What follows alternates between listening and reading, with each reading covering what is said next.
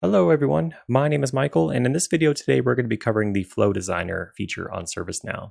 Now, the Flow Designer feature on ServiceNow is used to create workflows on ServiceNow, and that's whether you want to set up a workflow on your incident form, or maybe you want to create a workflow for a service catalog item that you created. You're going to utilize the Flow Designer feature for that. Now, to get to the Flow Designer feature, all you have to do is head over to All and search in Flow Designer in your All Applications menu. Select Flow Designer, and it's going to open up this workflow studio for you. So what you also, actually what we're going to do for this video today though, is we're going to be creating a flow, a very basic flow, but what it's going to do is going to look for new user records. New user records that have been created, and if it finds a new user record that has been created, it's going to set the language to English.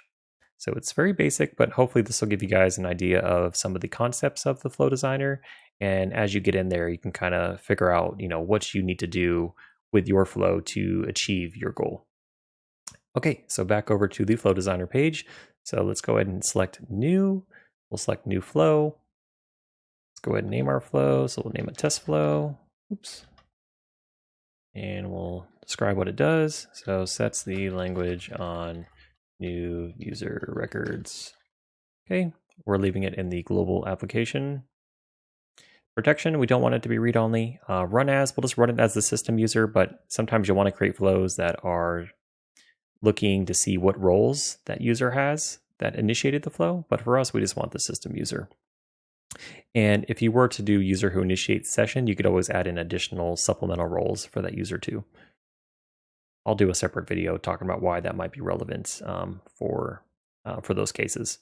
And for the priority, we'll just leave it as medium and hit build flow.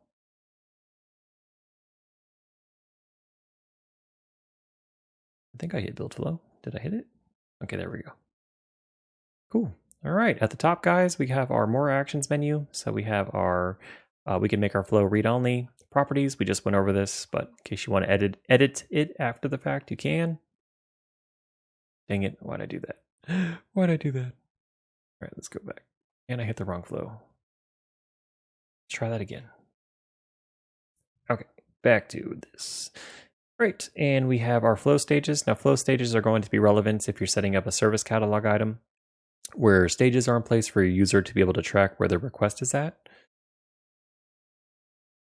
Flow variables, you can set up flow variables and then you can actually script in what those variables are and you can reuse them throughout your flow. Not really in scope for this video. Copy flow, so you can copy your flow. Say you have, for example, I had to create multiple catalog items at my company's instance, and I think there was like 12 of them, and they were very similar. I didn't want to have to keep creating the same flow over and over and over and over and over. So I would just copy the flows and then make little tweaks along the way. So it's a lot quicker than having to create the flows from scratch. Flow preferences, these are some of your preferences that you can toggle on or off. And security, I believe that has to do with APIs, and then the default title, the natural language title for this flow. All right, so over to and if you click on this, toggle the help panel, this will give you some additional tutorials if you need them. Okay, so heading over to our trigger. So again, what we're trying to do here is we're looking for user records that have been created. So that's going to be our trigger. But you can also set up different types of triggers as well. So whether you want something to run daily, weekly, monthly, run once, repeat, an inbound email. I mean, you have lots of different types of triggers here you can go off of. But we already know what we're doing. We're looking for created records from the sys user table. Sys user table. Dun, dun, dun. There we go. I could add in more more conditions if I want to. So maybe I'm only looking for certain departments, but that's not relevant to what we're doing. We're just looking for any new user record that has been created. So our trigger is in place. So now our flow will run anytime a user record has been created. Now we need an action. We're not going to cover flow logic and subflows in this video. We're just going to work with our actions. And there's tons of different types of actions here. If you click on this little eye, this will give you information for what each one of these actions do.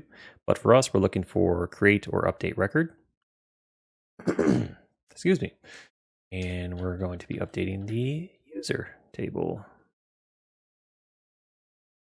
Okay, and then we need to set a unique variable here so that we know what field we're updating. We're updating the sys_id. Okay, and these are essentially just all the different fields here that are on the user table.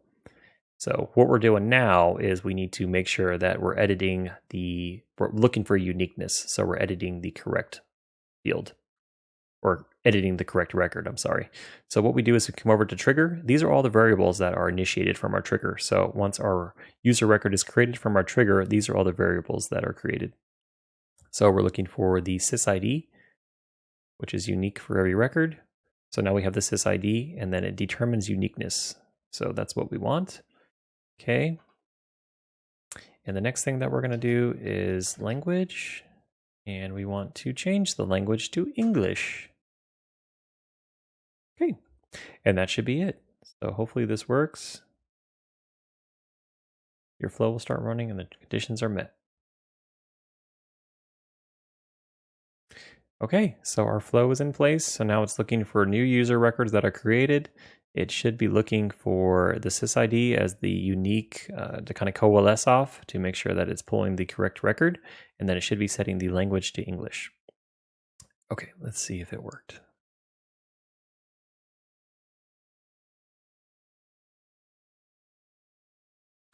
So let's name this user flow test. And that's really all we need.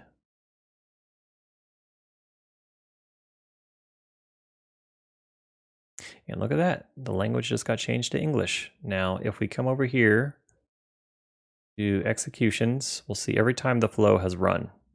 And we'll see the flow just ran about a minute ago. Actually, I'm sorry. Hold on a second, guys. What did I do? Oh, my executions look different on my instance. Well, let's open an operations view.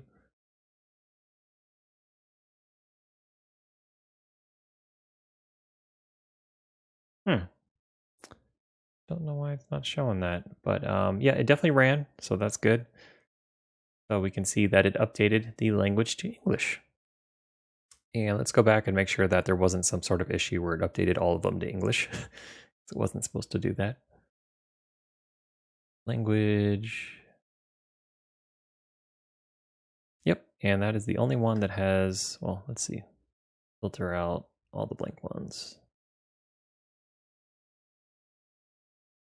And these were edited, you see, yesterday. So the only one that got changed recently was this one, the flow test, which got changed to English. Excuse me.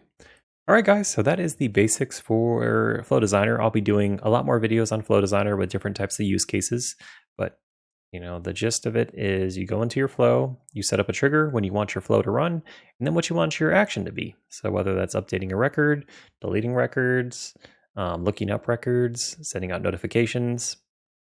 I mean, you have a lot to explore here. And then if you add in spokes, which are like different integrations in the ServiceNow, you can really get crazy. And you can also use APIs on here. It's Flow Designer is a very powerful tool. All right, guys, if you enjoyed this video, please consider giving it a like. Please also consider subscribing to the channel. Catch you all in the next video very soon.